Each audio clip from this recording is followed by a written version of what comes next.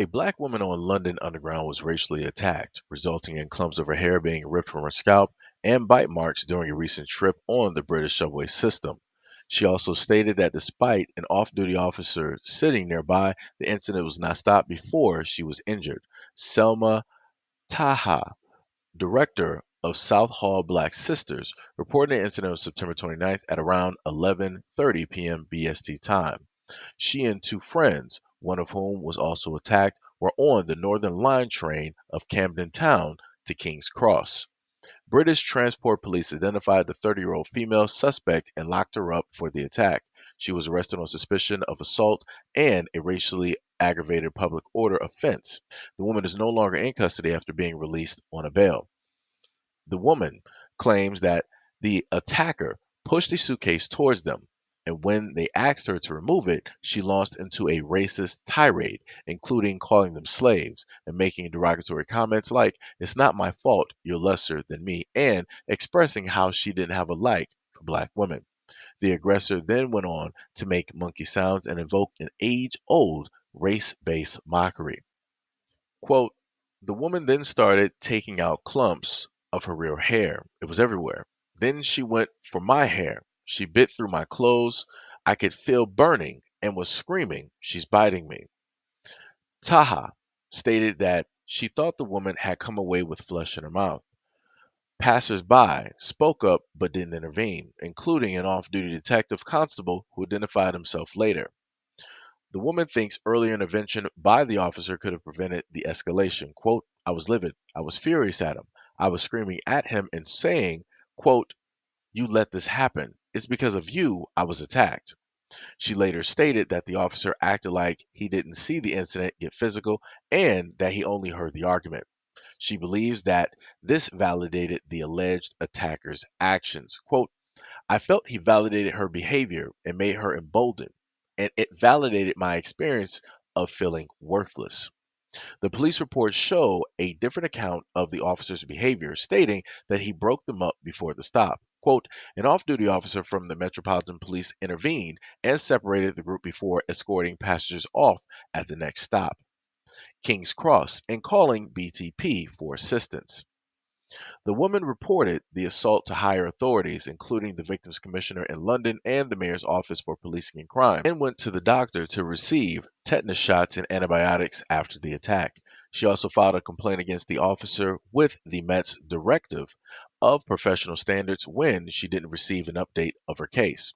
Law enforcement claims to provide appropriate support, while Met states it is supporting the accused officer in the case of not protecting the three women. Quote, the officer involved is being provided with welfare support during this process. Adding to her complaint, had been referred to an independent office of police conduct. Quote, we will be assessing the referral in due course to determine whether any further action is required from us. London's Victims Commissioner Claire Waxman communicated with the young woman and Southall Black Sisters organization, arranging a meeting for an upcoming week. So, this story, in effect, showcases the fact that even when actions take place in front of constables or police, that they will decide when they want to act and when they don't want to act. And when they decide not to act, when it deals with a hate crime or a racist type of attack, that's them enabling, invalidating, and allowing that person to proceed as they want because those same cops believe in that type of ideology or rhetoric. And this is also showing to you that they care less about you as an individual, as a person, due to the fact of the color of your skin. Again, this is a racially motivated attack. Let's go back to what the police stated. They said that law enforcement claimed to provide appropriate support, while MET says it is supporting the accused officer in the case of not protecting the three women. Quote, the officer involved is being provided with welfare support during this process. So, again, even when the cop is in the wrong, even when the cop decided not to act, even though there are eyewitnesses that can attest to specifically what took place and what was stated, the police are like, well, we're going to protect our own. We're going to support our own. We don't really care about what happened to you or anything like that. We feel that, we gave ample time to the situation, did everything that needed to be done. Like I said before, people got to pay attention. And again, you'll have some people that say, like, hey, this is why we need to do this and that.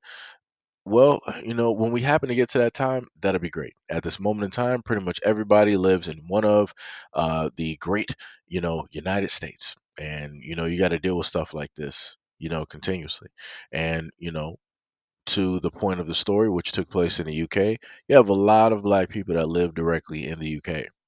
And they're going to have to deal with going through things specifically like this because the UK is connected or right next to Europe.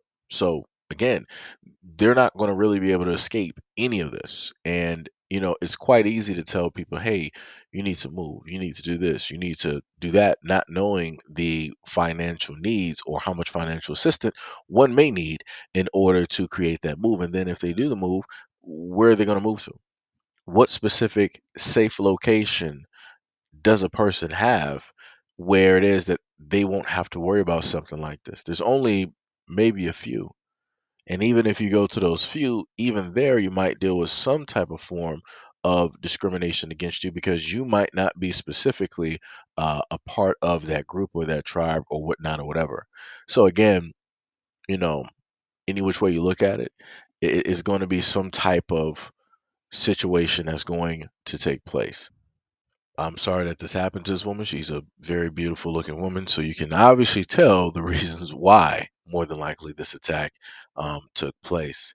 But, hopefully this will, help people keep their eyes directly attuned to the scene and to the other individuals specifically around them so that they can potentially spot if at any point in time that something like this may occur again. And this is why we need to, in a sense, come through with systems, which is more efficient. We need to work more together so that we can formulate plans on how to better protect ourselves so as to prevent or to try to better defend ourselves when attacks like this transpire, no matter where we may be.